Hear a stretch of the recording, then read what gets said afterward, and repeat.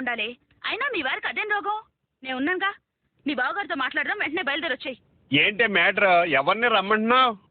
ఏమండి, ఇవాళ మీరు ఆఫీస్కి సెలవు పెట్టి ఇంట్లోనే ఉండాలి ప్లీజ్, నా కోసం. నీ కోసం కాకపోతే పక్కింటి ఆవిడ కోసం ఉంటానా? మరి ఎదనేం చేద్దాం? ఎరా నో ప్రాబ్లం, నేను మంచిగా అడ్జస్ట్ అయిపోతా. అది కాదండి. ఏది కాదు? గిరిజ అని మా ఫ్రెండ్ తెలుసుగా, వాళ్ళ ఆయనకి సెకండ్ ఫ్యామిలీ ఉందేమోనని అనుమానంగా ఉంది. మీతో ఆ విషయం డిస్కస్ చేద్దామని ఇక్కడికి రమ్మని చెప్పానండి. ఆ దొంగ లక్ష్మణ్ బావా బట్టలు ఇప్పి కొట్టాలి బావా. ఆ గిరిజ భర్తకి మీరే బుద్ధి చెప్పాలండి. ఇదిగో మీ ఫ్రెండ్ నిజంగా బయలుదేరిపోయిందా? వాటికి సగం దూరం వచ్చేసి ఉంటుంది.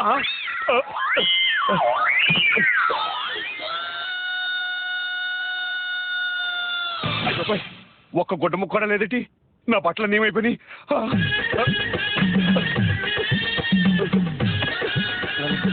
ఏంటండి ఆ కంగారు? నా బట్టలు ఎక్కడే? మీరు ఇవాళ ఆఫీస్కి వెళ్ళరు కదా అని ఉతకడం కోసం మీ బట్టలన్నీ నీళ్ళలో నానబెట్టేశాను. ఏం బాబా టెన్షన్ లో ఉన్నావు? క్లైమాక్స్ లో విలన్ లాగా. ఇందాక తనే నీ కరెక్ట్ ప్లేస్ లో తగలలేదా? ఫోన్ వచ్చింది. అలాగా, వెరీ హ్యాపీ. అక్క ఈసారి పంచాకుటే దాచేసింది.